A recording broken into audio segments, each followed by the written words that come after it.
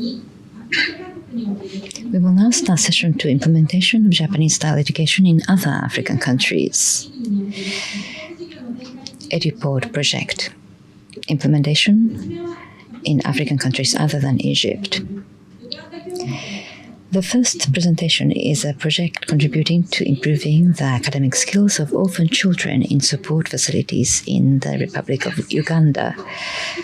We have Mr. Kentaro Miyoshi from Kumon Institute of Education, Corporate Strategy Planning and Promotion Division, Senior Vice President. Mr. Miyoshi, the floor is yours. Yes, I hope you can hear me, and good afternoon. I'm Miyoshi from Kumon. I really appreciate this opportunity to speak to you. I know that you have 2 more presentations to go before you can have a break. Well, you heard about Egypt so far, and now I'm really interested in Egypt as well. Really appreciate these presentations. Now, this is in collaboration with Ashinaga Ikuekai, so I would like to take this opportunity to thank them before I start my presentation. I will start with what Kumon is, what we are trying to do, and also what we are doing together with Ashinaga Ikuekai in Uganda, and I would like to summarize within 10 minutes, hopefully. Now, Kumon was established in 1958. We're marking 67th year now, and we are operating in more than 60 countries, more than 3.55 million learners with more than 23,000 classes. You may have seen Kumon somewhere, maybe you have already studied with Kumon. And sometimes there's a presentation, and after presentation, people will come to me and say, oh, actually, we have, I have studied Kumon. And that is happening more and more.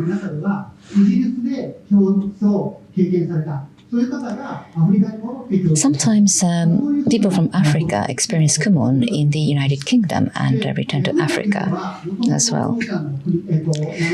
Now, Kumon is basically a teacher, Mr. Kumon, and he was a math teacher who developed this program for his own child, so that the child could self-study, and also even when he's not there, he wanted his son to be able to study math on his own. And he came up with this program. So the founder believed that there is potential in every child. So by discovering the potential of the individual and developing his or her ability to maximum, we can contribute. This is the idea. Now, what happens in school is basically pedagogy, in other words, lecturing the whole classroom. But we are looking at this process from the learning perspective. So we provide programs that children can use to self-learn, and the teachers are just there to provide support for that process. So we start with assessment so that we know the skill level of the child. And then the teaching material has a lot of steps that the children can go through, one after the other. And the teacher decides which skill level the child should start at, and also how the teacher should intervene when there is a problem. So this improves the academic performance and self-learning skills. So 6,000 steps based on paper. We use this everywhere in the world. We entered the United States market in 1974. Now, 6,000 steps. We have introduced an ICT technology to cover all of those steps. So the children in Uganda can write on their tablet using the pen, and that can be viewed by the teacher in Japan, who can provide support. So this is something that we are trying to implement both inside and outside the classroom. It doesn't have to be a classroom anymore. Learning can happen anywhere.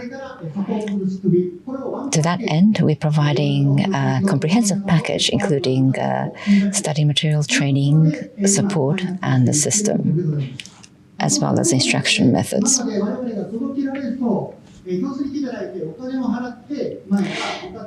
Well, in the past, children used to come to our classrooms to study, but now this method of learning can be provided to a whole variety of learning approaches, and this is now a licensing business. We have Uganda, Namibia project with METI, and Ediport project for adult training program in South Africa. We also have a program in Nepal, and also in Japan, juvenile training scheme as well. Now, let's talk about Uganda. So that the students can support the orphan children, we wanted to provide the Kumon method. And this was very effective. And Mashinaka was doing a program already from 2009, and our program was incorporated into that. Tablets, pens provided to 40 school children, grade 4 and 5. Now, the instructor students are basically sent from Japan to Uganda.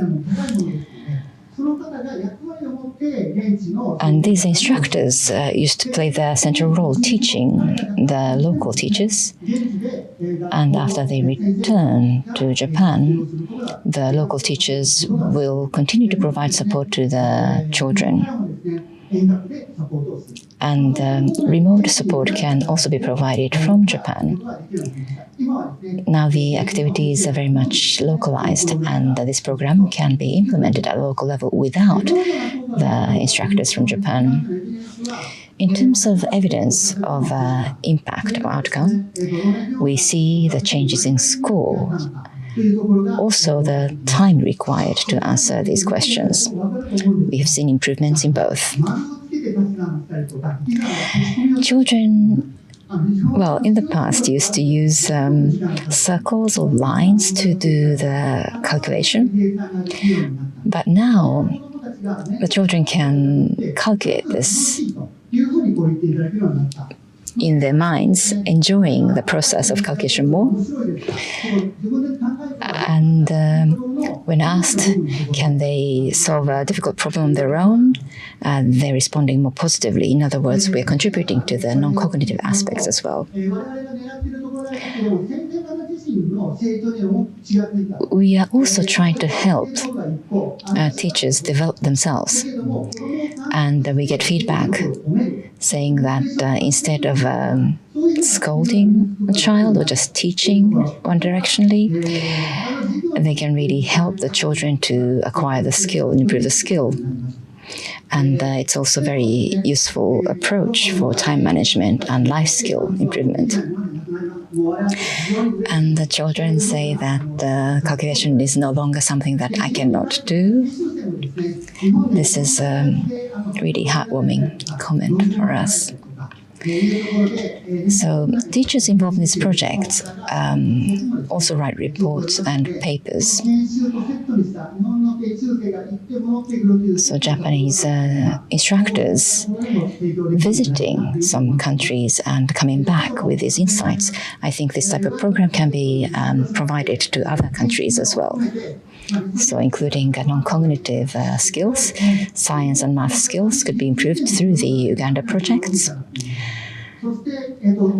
This was a big insight. And if they start at the right level, all these children can learn and improve their skills. And we now understand the possibility of student-centered education. It's very important to have a presence of people who interact with the children, who are partners for the children. We want to develop and nurture more of these talents. So this is all digital, ICT. This can be done anywhere in the world, and we would like to collaborate with people in the audience today. Thank you for your kind attention. Thank you, Mr. Miyoshi.